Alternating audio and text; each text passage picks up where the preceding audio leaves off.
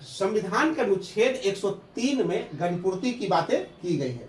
अब देखिए गणपूर्ति क्या होता है। तो गणपूर्ति के लिए अब गणपूर्ति का संविधान का अनुच्छेद 103 में जो है वर्णन किया गया है। तो गणपूर्ति क्या हो गया, एक संवैधानिक टर्म हो गया। तो इसमें अब कहता क्या है ये चीजें देखेंगे। पीठासीन अधिकारी समेत कुल सदस्यों की संख्या कितना होना चाहिए, कम से कम 10% होना चाहिए।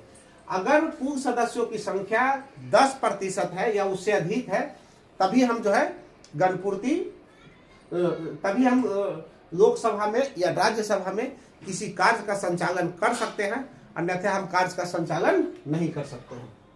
अब गणपूर्ति जो है, गणपूर्ति देखने का दायित्व किसको है, तो लोकसभा अध्यक्ष या राज्यसभा का सभापति।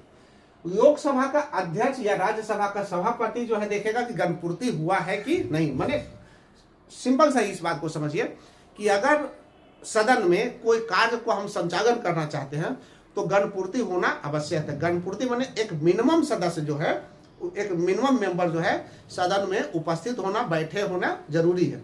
अगर उतना से कम सदस्य उपस्थित है उस कंडीशन में जो है क्या कर सकता है, उस कंडीशन में लोकसभा अध्यक्ष या राज्यसभा का सभापति क्या कर सकता है, वो जो है बैठक को स्थगित कर सकता है।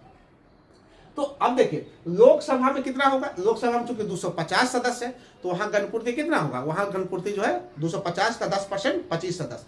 तो अगर जो है राज्यसभा में 25 सदस्य कम उपस्थित हो उस कंडीशन में राज्यसभा का सभापति क्या करेगा, या तो सदन को स्थगित कर देगा या फिर जो है गणपूर्ति का इंतजार करते हुए उस समय तक कार्य नहीं करेगा। ये हो गया। उसी तरह से ठीक है लोकसभा में टोटल सदस्य कितना है, 550 के आसपास है, 550 है। तो 550 का कितना होगा, 55 हुआ, 10%। तो लोकसभा में लोकसभा अध्यक्ष देखेगा कि 55 सदस्य मिनिमम, कम से कम 55 सदस्य उपस्थित हैं कि नहीं है। अगर मिनिमम 55 सदस्य उपस्थित नहीं है तो क्या करेंगे, या तो सदन को स्थगित कर सकते हैं या फिर जो है गणपूर्ति तक कोई कार्य दूसरा नहीं करेंगे। तो इस तरह से हमारा गणपूर्ति का जो है गणपूर्ति संबंधी नियम बनाया गया है कहाँ, संविधान के अनुच्छेद 103 में। इसका मतलब कि गणपूर्ति जो है एक संवैधानिक टर्म है। उसके बाद हम देखेंगे कि अनुच्छेद 189 का 3 कहता है, ये गणपूर्ति के बारे में ही कहता है, लेकिन ये कहाँ है, राज्य विधानसभा में। कहाँ कहता है, राज्य विधानसभा में 189 का 3। 189 का 3 कहता है कि किसी भी राज्य विधानसभा में या तो 10 सदस्य होना चाहिए या तो 10% होना चाहिए। ये दोनों में ज्यादा जो होगा, मान लीजिए कि कहीं